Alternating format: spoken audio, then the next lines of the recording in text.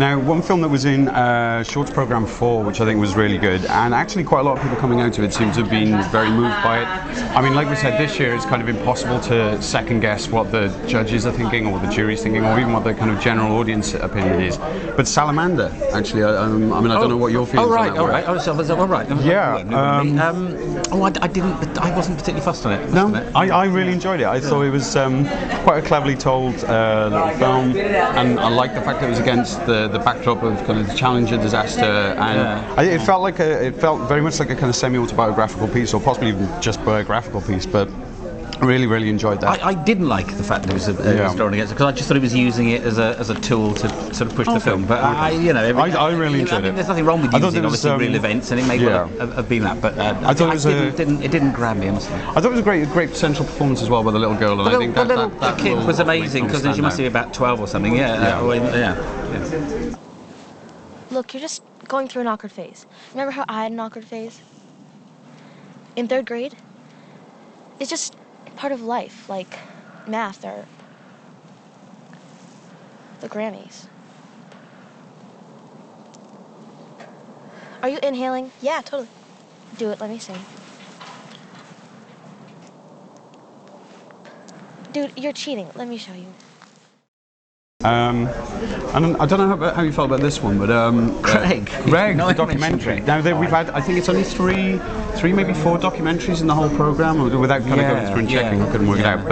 But Greg, to me, I mean, I know that there were 2 documentaries about kind of drag style performers. One is a kind of drag queen who also goes into political activism, and the other one about a guy who impersonates Liza Minnelli, Get Happy, which is about a guy who impersonates Liza Minnelli. I really love that film. It's really wonderful. You really love it. It's a wonderful movie. It's going to be a really good show.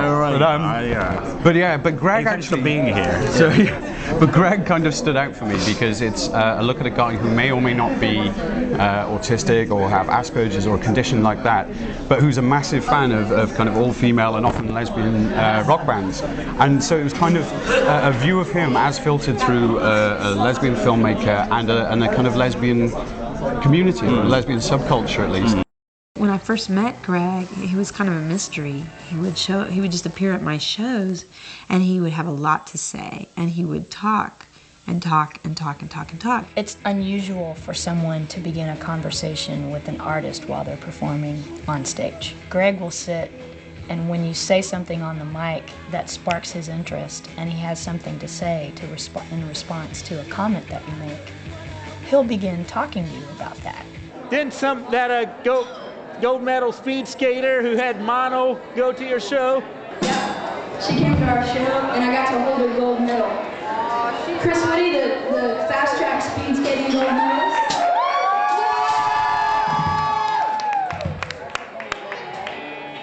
The one we want to mention, actually, honourable mention, goes to The Island. The Island, it does indeed, which I think was the third.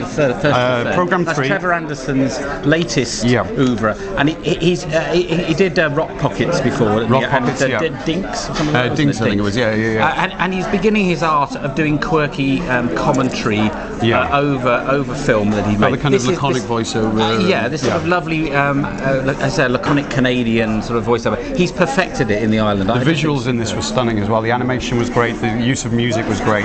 And it's short and sweet. It's only 5 minutes long, so it doesn't in any way outstay its welcome. Very dry, very acerbic, and yeah, excellent film. Unprotected humping all day long? Yes, please.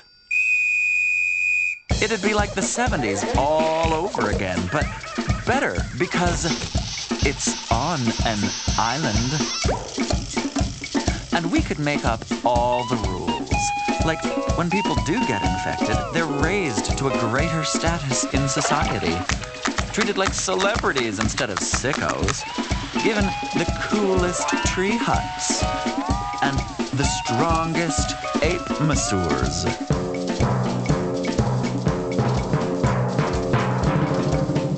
Heiko. We didn't mention Heiko. Heiko, we haven't mentioned Heiko. That will. Now that actually, after all that could well win.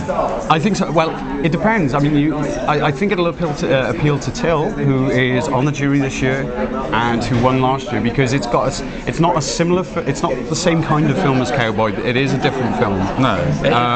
But it's got the same kind of very nasty sting in its tail, and it kind of will appeal to maybe a horror or thriller audience.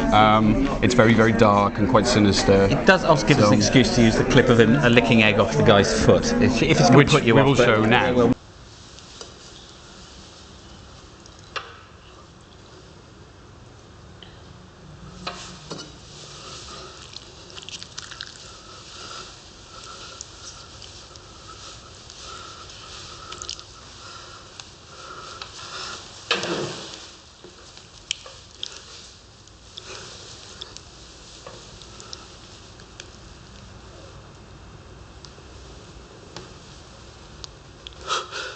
Meu querido,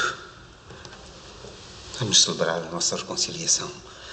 Fomos feitos um para o outro.